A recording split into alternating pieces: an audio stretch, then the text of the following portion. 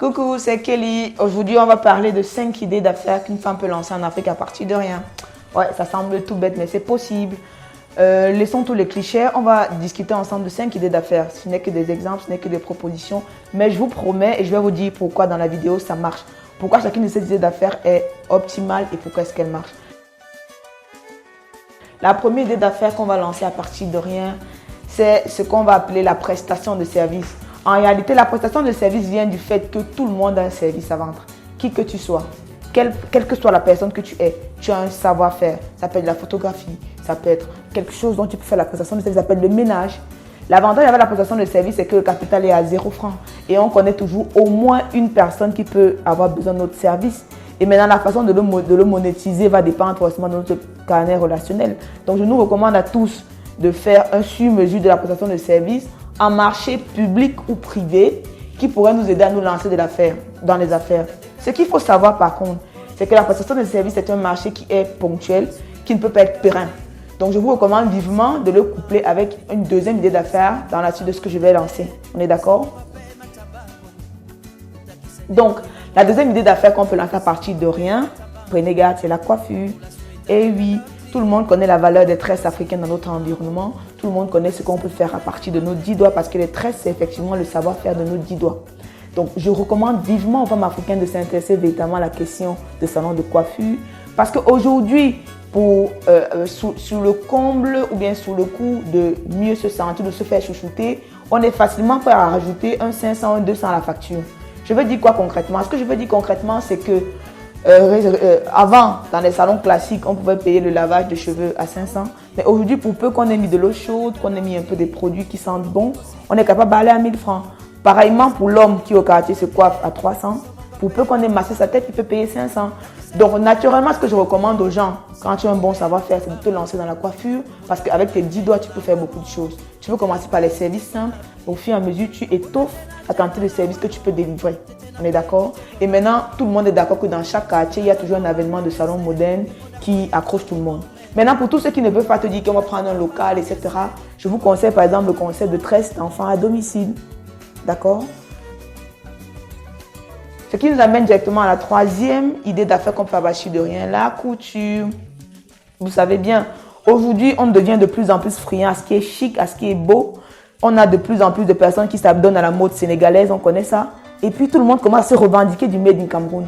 On a des foires comme les Cameroun Fashion Design qui mettent en avant les producteurs locaux. Ce qui fait que la couture reste véritablement un métier de chez nous qui peut être promu et qui peut commencer véritablement à partir de tout rien. On peut commencer par du bricolage à la maison, du raccommodage, etc. pour finir véritablement par une vraie marque qu'on peut lancer. D'accord? Donc, je recommande véritablement aux femmes d'essayer quelque chose en fonction de ce qu'elles trouvent le mieux. Et arrêtons de voir à petite échelle ce qu'on fait grand. Faisons la couture pour lancer une ligne de vêtements. Pensons à ça. Il est véritablement temps pour nous de penser à faire grand.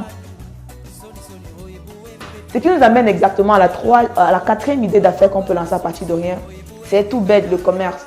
On va me dire que ce n'est pas à partir de rien, mais si vous avez suivi mes 3 idées précédentes, vous savez qu'à cette étape, si on doit avoir naturellement un petit, déjà de quoi, un effet de levier pour nous permettre de commencer une activité. Donc, on commence le commerce.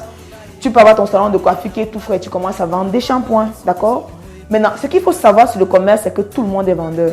On aura l'occasion de parler profondément du commerce dans mes prochaines vidéos, mais il faut savoir que le commerce, c'est une capacité innée de vendre ce qu'on a. Tout le monde a quelque chose à offrir, il ne faut pas croire, et tout le monde a quelque chose à acheter. Donc, autour de nous, qu'est-ce qu'on aime, qu'est-ce qu'on consomme? Et le commerçant, c'est celui qui marche avec une oreille attentive aux besoins de son entourage. D'accord?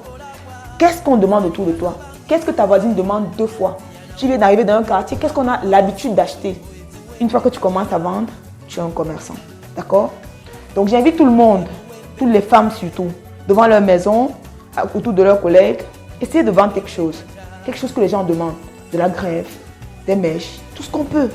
Mais vendez, est-ce que vous pouvez le faire? Et maintenant, j'ai gardé le meilleur pour la fin parce que c'est l'idée vraiment que je trouve canon. C'est pour ça que je félicite tous ceux qui sont arrivés à la fin de cette vidéo. Ce que j'appelle aujourd'hui la banque d'avenir, la banque mobile. Ça allait tout bête. Je vais utiliser un autre nom à ça qui va plus vous parler, le callbox. Oui, le callbox n'existe plus. Aujourd'hui, on parle de la banque mobile. Pourquoi? Parce que tous les callbox se transforment en dépôt et retrait d'argent mobile. Toutes les banques, je vous mets à défi, sont en train d'aller vers la banque mobile. C'est aujourd'hui qu'il faut se positionner dans la revente de banques mobiles. Sarah Monida, Freeland First Bank et bien d'autres. Mais je vous promets, c'est le moment de le faire. Vous allez me dire que vous avez besoin de capital. Maintenant, dans de prochaines vidéos, j'espère qu'on aura le temps. On va cadrer ensemble le capital minimum peut-être pour lancer une banque mobile. Mais je vous garantis qu'il ne s'agit pas d'aller avoir un agrément ou un capital de milliards. Il s'agit simplement de choisir un bon coin où le besoin est et puis de se lancer. Maintenant qu'on a partagé ensemble 5 idées d'affaires, je pense que vous savez à peu près ce de quoi on va parler dans ma chaîne. Mais mon objectif, moi personnellement, est d'aider les femmes à pouvoir se prendre en charge. Arrêtons de trouver des excuses, trouvons des solutions. Arrêtons de penser qu'on ne peut pas, on a déjà tout ce qu'il nous faut. D'accord? Donc, dans les prochaines vidéos, la prochaine qui va suivre et les autres, qu'on va diffuser au fil du temps, on va davantage trouver des solutions à vos problèmes.